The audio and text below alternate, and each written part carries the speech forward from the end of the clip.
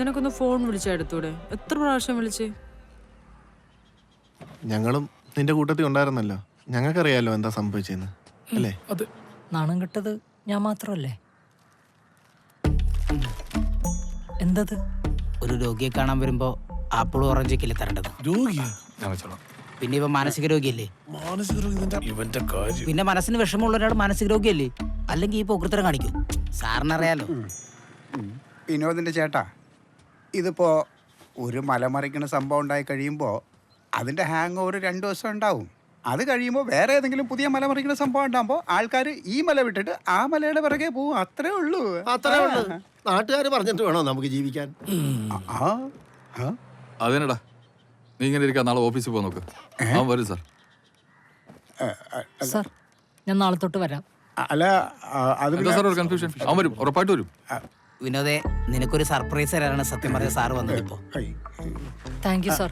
ഈ ഒരു അവസ്ഥയില് സാറിനെങ്കിലും എനിക്കൊരു സർപ്രൈസ് തരാൻ തോന്നിയല്ലോ. ശരിക്കും സർപ്രൈസ് അല്ല, സസ്പെൻസാ. സസ്പെൻസ് അല്ല, സസ്പെൻഷൻ. ആ അതെ, സസ്പെൻഷനാ. അല്ലേലും രണ്ടും കണക്കാണല്ലോ. ഇവനറിയില്ലായിരുന്നല്ലോ. ഇപ്പൊ നിനക്കൊരു സർപ്രൈസ് ആയില്ലേ? അതാണ്. വിനോദിന്റെ അച്ഛ, വിനോദിന്റെ അമ്മേ, ഇതിപ്പോ എന്താന്ന് വെച്ചാലേ നമ്മുടെ മുനിസിപ്പൽ സെക്രട്ടറി വിനോദിനെതിരെ ഒരു പരാതി തന്നേ. അതിന്റെ അടിസ്ഥാനത്തിലാണ് നമ്മൾ ഇപ്പൊ ഈ സസ്പെൻഷൻ എടുത്തേക്കുന്നത്. ഇതിപ്പോ ഒരു 6 മാസമേ ഉള്ളൂ വിനോദേ. അത് കഴിഞ്ഞാൽ ജോലിക്ക് വരാം, സംശയിക്കണ്ട. വരാം. എടാ 6 മാസം എന്ന് പറഞ്ഞാൽ ദാം അങ്ങ് പോവും. നീ ഒരു ടെൻഷൻ അടിക്കണ്ട.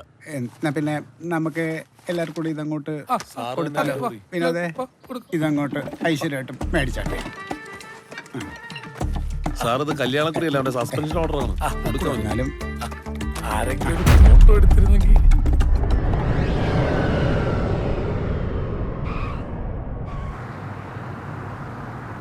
എൻ്റെ പ്രിയ കൂട്ടുകാരെ, ഞാൻ നേരത്തെ പറഞ്ഞ സർപ്രൈസ് എത്തിക്കഴിഞ്ഞു. 10 വർഷത്തിന് ശേഷം കേരളത്തിന്റെ, നമ്മുടെ പുണ്യമായ കേരളത്തിന്റെ മണ്ണിൽ കാലുകുത്താൻ വന്നിരിക്കുകയാണ്. ആരെ കാര്യമാണ് പറഞ്ഞ? നിന്റെ കാര്യം. അതായത് ഞാൻ ഗൾഫിൽ നിന്ന് വന്നപ്പോ എനിക്ക് സർപ്രൈസ് എന്റെ അമ്മയ്ക്കും അച്ഛനും കൊടുക്കാൻ പറ്റിയില്ല. കാരണം കൊടുത്തിട്ടും കാര്യമില്ല, അവർക്ക് ഒരു വിലയില്ല എന്നെ. അപ്പോ എന്റെ കുഞ്ഞമ്മയുടെ ഏക മകനാണ് വൈശാഖ്. അവനിന്ന് പോകുമ്പോ കൊച്ചനും കുഞ്ഞമ്മയും കരഞ്ഞ്. ഷുഗറുള്ളതാണ് അവർക്ക്.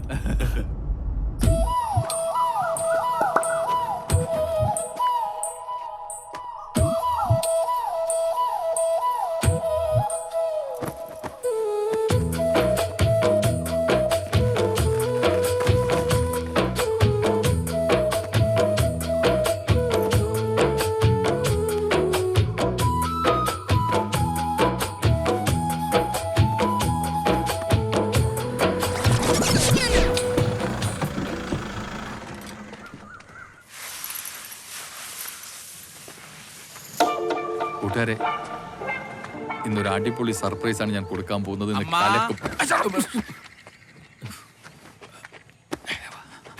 എന്തിനാ പതങ്ങനെ?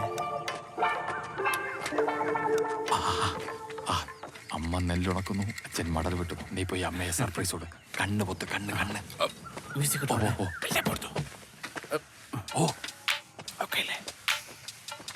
അമ്മ അതെ, ഞാൻ എന്നെ പട്ടി. എന്നോട് ആര് പറയാനാ ഇപ്പൊ ഇങ്ങോട്ട് വരാനായിട്ട്? കുരുത്തം കേട്ടവൻ.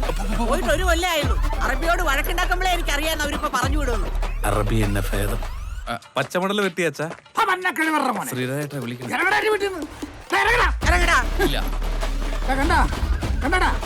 കണ്ണായ 5 സെന്റ്.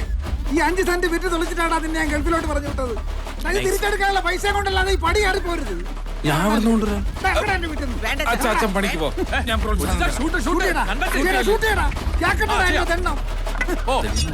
നിന്റെ ജോലിയോ നീ കൊണ്ട് കളഞ്ഞു. യവന്റെ ജോലി കൂടെ കളഞ്ഞപ്പോ നിനക്ക് സമാധാനായ?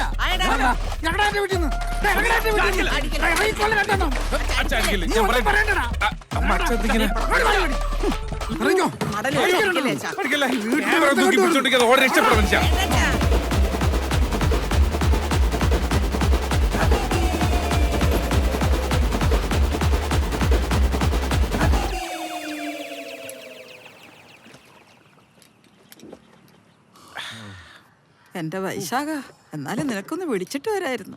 വലിയമ്മ പറയാതെ വന്നിട്ടിങ്ങനെ ഇനി പറഞ്ഞിട്ട് വന്നാലാ എന്നെ കൊല്ലൂലേ? ഞാനതല്ല ആലോചിക്കുന്നത്. ഡാ, നമ്മുടെ കുടുംബത്തിലേ അറബി ശാപം ഉണ്ടെന്നാ തോന്നുന്നത്. അറബിഷാബ് എടാ, ഗൾഫ് വാഴത്തില്ലെന്ന്. ഇത് കണ്ടോ? എടാ, ഒരു AC മെക്കാനിക്ക് വന്നിരുന്ന് കാണിക്കുന്ന കണ്ടോ? അതൊന്നും അല്ല വലിയ. അവിടെ പോയി കഷ്ടപ്പെടുന്നതിനൊക്കെ നല്ല നമുക്ക് നാട്ടിൽ എന്തെങ്കിലും ജീവിക്കാം. എന്നാ നീ ഒരു കാര്യം ചെയ്യ്, ഈ സെലിബ്രേറ്റർ കൂടെ കൂട്ടുപിടിച്ചോണ്ട് പോയി നല്ല പടവളങ്ങ കൃഷി ചെയ്യ്. ഞാൻ നിന്നോട് എന്താ ഇങ്ങോട്ട് വന്നപ്പോ പറഞ്ഞേ? എന്താ പറഞ്ഞേ? എടാ, കേരളത്തിൽ ഇത്രയും ഫോളോവേഴ്സ് ഉള്ള എന്നെ വീട്ടിൽ പോലും വിലയില്ല. നന്നാവാൻ അനുവദിക്കില്ല. രക്ഷപ്പെടുമ്പോഴോ വാ കണ്ടാ. 6 വർഷം കൊണ്ട് 650 ഫോളോവേഴ്സ്. മരിക്കുന്ന മുമ്പേ അത് 1000 ആയാൽ മതിയായിരുന്നു.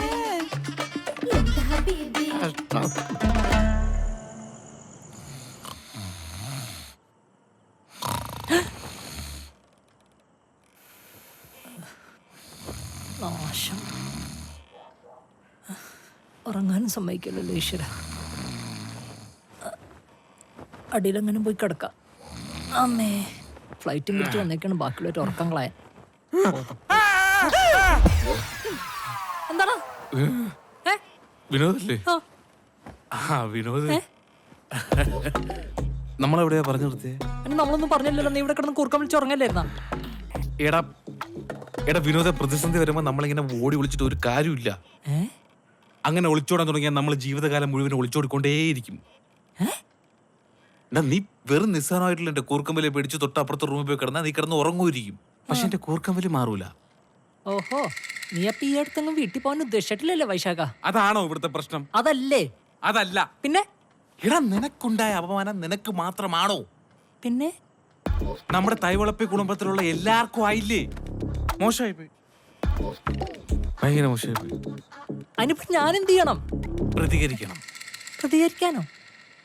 എടാ, പ്രതികരിക്കാത്തവൻ എന്തിനു കൊള്ളാം? തെക്കേ പറമ്പിലെ തൂണിന് പോലും കൊള്ളൂല. ഏത് തൂണ്? നിന്റെ അച്ഛന്റെ തൂണ്. എടാ, പ്രതികരിക്കാന്നുള്ളത് നമ്മുടെ മൗലിക അവകാശം. അതാണ്. അതുകൊണ്ട് നീ പോരാടണം. ഞാൻ ഉണ്ട് നിന്റെ കൂടെ എപ്പോഴും, എന്തിനും എന്തിനെങ്കിലും. നീ ഉറങ്ങിയാലും ഞാൻ ഉണർന്നിരിക്കും. നീ ഉറങ്ങിയാലും ഞാൻ ഉണർന്നിരിക്കും. എനിക്ക് വേണ്ടി, നിനക്ക് വേണ്ടി. നീ അത് മറക്കരുത് വൈശാഖ. നീ പറഞ്ഞതിലും കാര്യമുണ്ട്. തുടങ്ങി.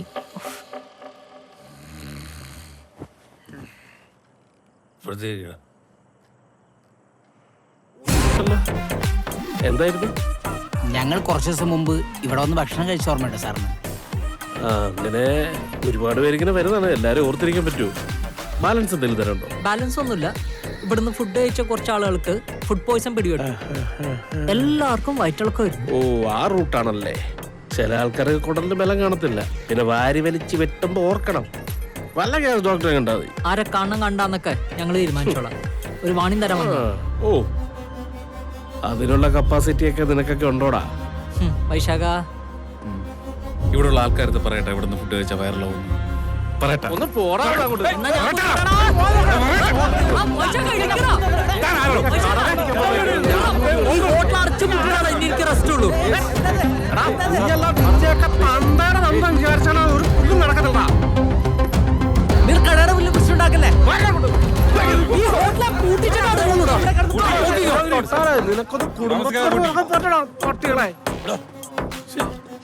നിനക്ക് എന്താടാ പറ്റിയത്? നീ ഇങ്ങനൊന്നും ആയിരുന്നില്ലല്ലോ. ഇങ്ങനെ അല്ലായിരുന്നു. എന്നാരെ എങ്ങനെ ആക്കിയത്? ഞാൻ നേരെ ഫുഡ് സേഫ്റ്റി ഓഫീസിലേക്കാണ്. വരാൻ താല്പര്യമുള്ളവർക്ക് വരാം.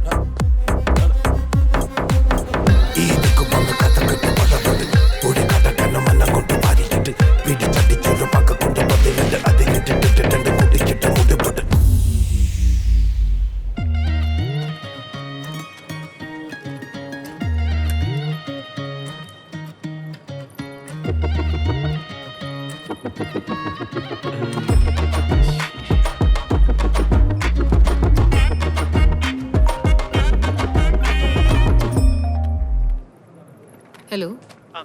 ആ സർ, ഇല്ല അങ്ങനെ ആരും ഒരു പരാതിയായിട്ട് ഇതുവരെ വന്നിട്ടില്ല. Okay sir. ആ ഹോട്ടലിന്റെ പേരെന്താന്നാ പറഞ്ഞേ? ഭദ്ര ഹോട്ടൽ. Okay okay. ആ ഓണറുടെ പേര്? ഭദ്രൻ. Okay sir. ശരി സർ. ആ എന്തുവാ ഇത്? പരാതി വന്നാൽ നടപടി എടുക്കരുത്. പിന്നെ ഞാൻ എന്തിനു തുറന്നു വെച്ചോണ്ടിരിക്കുന്നു?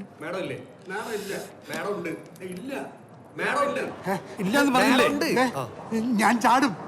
വെറുതെ പറയുന്നതല്ല. എന്റെ മരണത്തിന് ഉത്തരവാദി ഇവിടത്തെ ഫുഡ് സേഫ്റ്റി ഓഫീസറാണെന്ന് ഞാൻ എഴുതി വെച്ചിട്ട് എല്ലാരും കൊടുക്കും. ഇവളും കൊടുക്കും, ഇവനും കൊടുക്കും, ഇവളും കൊടുക്കും, എല്ലാരും കൊടുക്കും. വാപ്പ ചാടുന്ന വാപ്പ ചാടും. ഇക്കയ്ക്ക് എന്ത് കാര്യം പറഞ്ഞാൽ മനസ്സിലാകത്ത്? എടീ, താനൊരു ചെറുപ്പക്കാരനല്ലേ, ഒന്ന് പറഞ്ഞ് മനസ്സിലാക്കി കൂടെ? ഞാൻ പറയാനുണ്ട്, വാപ്പയ്ക്ക് മനസ്സിലാവേണ്ട. ഒന്ന് പൊട്ടിക്കട്ടെ മാഡം. എടോ, തന്റെ ഹോട്ടലിൽ നിന്ന് ഫുഡ് കഴിച്ചിട്ട് 10-22 പേരാ ഹോസ്പിറ്റലൈസ്ഡ് ആയത്. അതുകൊണ്ടല്ലേ സർക്കാർ ഉത്തരവിട്ട് കൂട്ടിച്ചത്. ആണല്ലേ? ഇനി കമ്മീഷണറിന്റെ ഉത്തരവ് വരാതെ എനിക്കൊന്നും ചെയ്യാൻ പറ്റില്ല. മേഡം, ഇതിന് എന്തെങ്കിലും ഒരു കോമഡി ഉണ്ടാക്കണം, ഇല്ലെങ്കിൽ ഞാൻ ചാടും. എന്നാ നിങ്ങൾ പോയി ചാടും. താൻ ചത്താ തന്റെ കുടുംബത്തിന് നഷ്ടം. എല്ലാം കൂടെ നാണം കൊണ്ടിരിക്കുന്നു. എന്ത് പൊഞ്ചാലേ. എന്തേ ചാടുന്നില്ലേ? ഓ, ആ ഫ്ലോ അങ്ങ് പോയി. വാ. Beautiful lady.